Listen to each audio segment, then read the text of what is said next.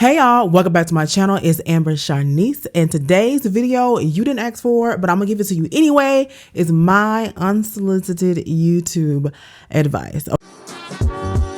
I'm going to be giving you my 5 most powerful tips and 6 misconceptions and mistakes that I see a lot of YouTubers make. So let's first talk about the common misconceptions or mistakes that I see a lot of new YouTubers make. And please understand, I have been through the ringer over here on YouTube. So a lot of this stuff comes from experience myself and things that I see with other people's channel as well as mine. So let's go ahead and get to the first thing. First thing first, let's talk about quality over quantity. What I mean by quality over quantity isn't necessarily what you want to have. Is you do not have to go out and invest money into equipment to get you started. You want to go ahead and just start. And you also want to make sure that you're producing a lot of content. The more content that you have, the more chances you have to get viewed, and the more watch time that you get. The more watch time that you get, the closer that you get to monetizing your channel. So yes, you can have 3 videos with stellar quality that gets a fair amount of views, but just think about if you had 10 videos with doable quality, you'll be bringing in way more views than just those 3 videos alone. Another huge misconception on YouTube for people that I see starting out is that when they're creating content, they're just worried about creating a viral video. Listen, viral videos can be awesome for your channel, but a lot of times they can be absolutely detrimental. This meaning that if you post a video, you consistently post on YouTube and one of those videos take off, this pretty much confirms that while viral videos certainly boost your channel's visibility, they often are a result of luck and really good timing. However, let's say for instance, if you can't back that video up, you are not able to create more content about what that specific video is about, this could actually harm your channel. I talked about this on my channel several times. Pretty much I've had a few videos that did very well, but with those videos people subscribed because they want to see that particular type of content. As soon as I navigated away from making that type of content, so did my viewers, so did my watch time on my channel. So you have to be very careful. If you're going to make content that you love and then one of them happens to go viral, this is a good thing because that means you can continue making videos similar to it or just like it. However, if your video goes viral and it's something that you just didn't really care about, this is going to cause super fast burnout and stunt your growth, resulting in losing subscribers or losing viewership and watch time. Another mistake I see a lot of new YouTubers make is neglecting their SEO, basically not filling out their hashtags or description boxes. That information is extremely important when you're trying to get your information optimized for the search engine. So if somebody is typing into Google how to curl your hair, you want to make sure words like that are either in your title, in your description, or in your tags.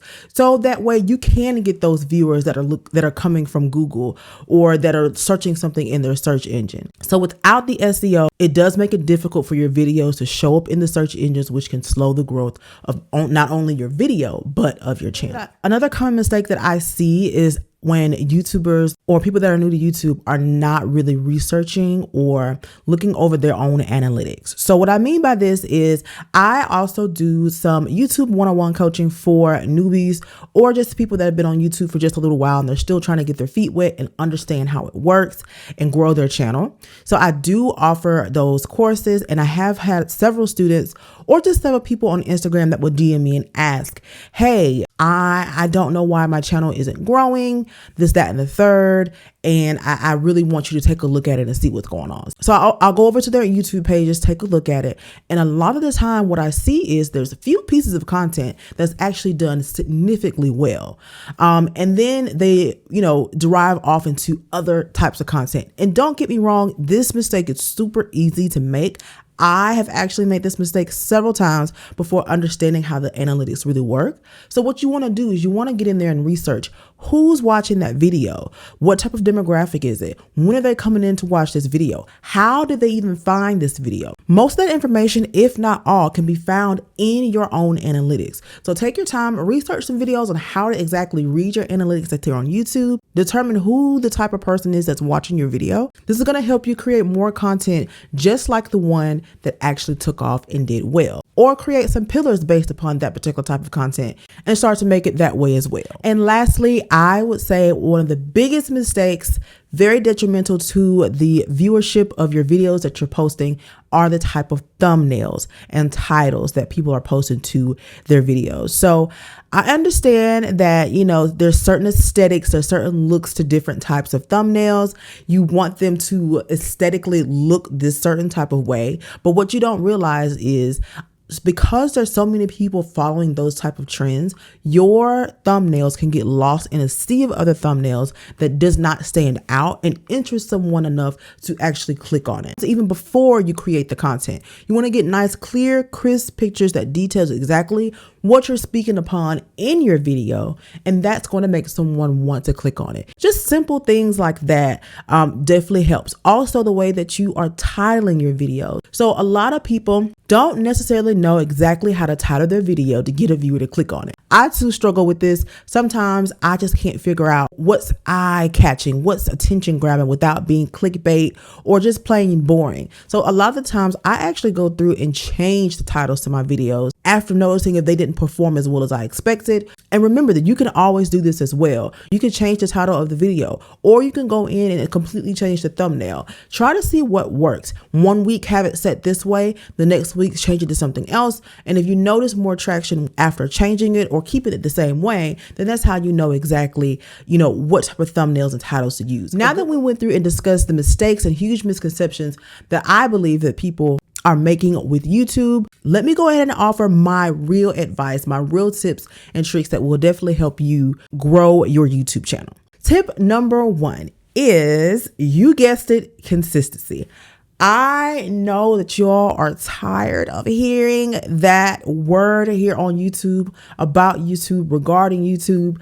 Consistency. You have to be consistent. You have to be able to get in front of people's faces to the point where they know who you are, what you're about. They need to be able to depend on you to produce and create that content and post it. So therefore, they're looking for you to do so. And the way to do that is to always remain consistent. Set up a regular schedule of when you're going to be posting your videos, how frequently. Let your followers know. Ask your followers, hey, do you prefer that I post on this day? Do you prefer that I post once a week, twice a week, 3 times a week, 4 times a week? Make sure that you're communicating with them and stay consistent. Tip number 2 is, you want to make sure that you're creating quality content. It doesn't have to be the equipment that you use. You want to make sure that whatever you're providing your audience is of some type of substance, that you're authentic, that you're engaging, and you're providing that value that your audience wants to see. Tip number 3, just as I discussed over in the mistakes, you want to make sure that you're using your SEO. Because I kind of already went into that, I won't go deep diving into it, but basically this is optimizing your titles, your descriptions, your tags, and your keywords to make sure that your video is as discoverable as possible. Number 4, although I have not done this a lot in my own YouTube career, I wish I utilized this more, especially back in the day when a lot of the creators were doing this.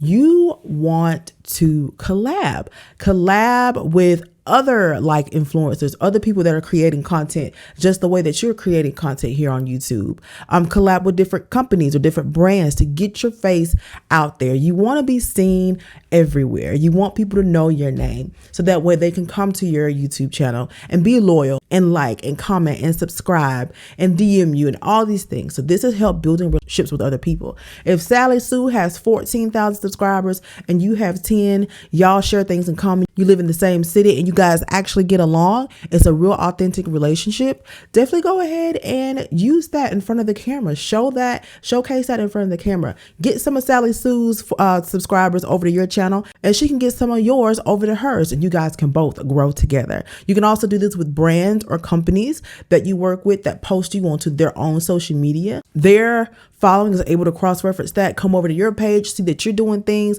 and then, hey, let's go ahead and subscribe to her YouTube channel. Collaboration can be really, really good to help grow your channel. And number 5 is engagement with your audience. Talk to your audience, ask them for feedback, respond to their comments and their questions.